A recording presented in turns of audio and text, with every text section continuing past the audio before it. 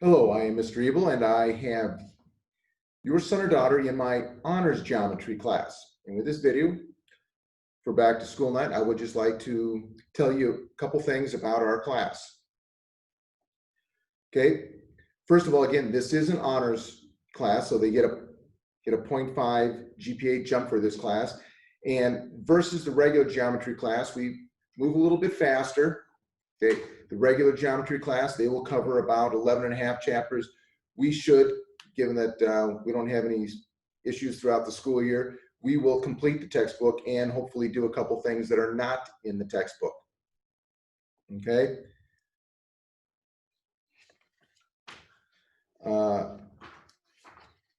Grading. Here is how the grades will be calculated for this class. Almost every single day, your son or daughter is going to get a homework assignment in this class. And those daily assignments, those will be 30% of their quarter grade. And I grade homework like this. Homework is a chance for them to practice something we've just learned how to do. So I don't expect that it's always going to be 100% correct. But what I do expect is they put an honest effort into each and every problem that I assigned. So as long as they do that, okay, they put effort into every problem, they show their work, okay, and they try all the problems. If they do that, they will get their 5 points. Okay, if they don't show their work or they just scribbled something down, then I start taking points off accordingly. And again, that will be 30% of their quarter grade. And then the next thing is I like to end each week with a quiz. And these weekly quizzes, those will be 15% of their quarter grade. And then tests, we will have 3 tests each quarter. And those chapter tests, they will add up to 45% of their quarter grade.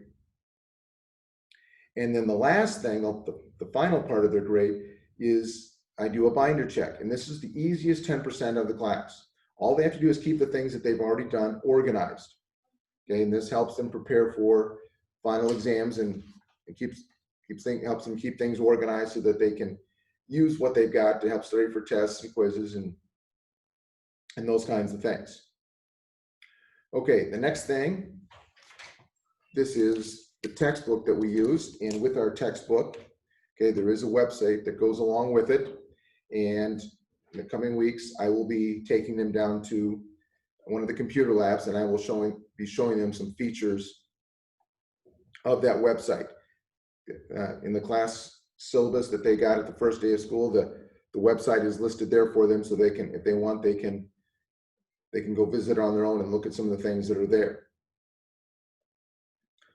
Okay, the next thing I would like to talk about briefly is what they need to have for this class. Okay, and I already talked about this with them on the first day. Is first they need to have a hardcover 3-ring binder.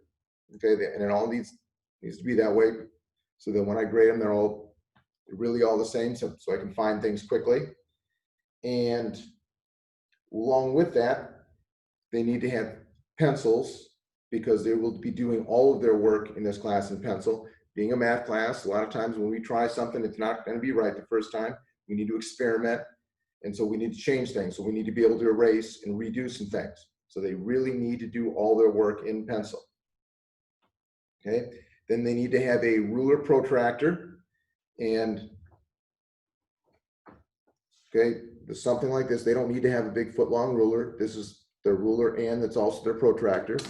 They need to have a compass. Okay, a simple, inexpensive compass is all they need.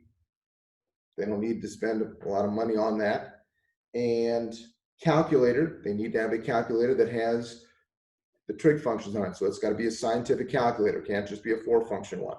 They do not need to have a graphing calculator for this class. And we will not be using the features of a graphing calculator. Okay. If they have one, that's fine, but that's not what they need for this class. They don't need to have that. Okay, and then the last thing is they need to have some red pens. So when they correct their homework, okay, they can check their own homework, and they can, so I can see that they were following along and checking the work and fixing it and seeing where they made their mistakes. That is mostly all I have. Just a couple more things here.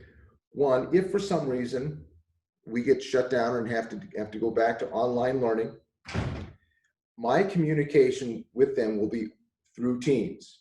Okay, and there is a on the Teams page on Teams there is an honors geometry page, which they should make sure that they can get to. And on the first day of school, I encourage them on their phone to download the Teams app.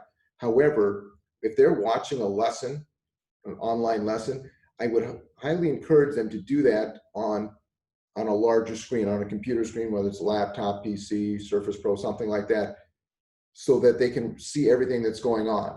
Okay, the phone screen is just really too small to see some of the details in some of the diagrams that they'll be taking a look at. But the phone, and having that phone, it's a good way to communicate through Teams and read the different posts and stay on schedule with things. Also, if you would like to watch or would like to see the syllabus for this class, just have your son or daughter sit down with them and have them log on to onto Teams and go to the honors geometry page, and under files, if they click on the files tab, one of those files that's listed there is the syllabus for this class. With that, that is all I have for this video. Thank you for watching, and hopefully we have a great year and able to stay in school all year long. Thank you.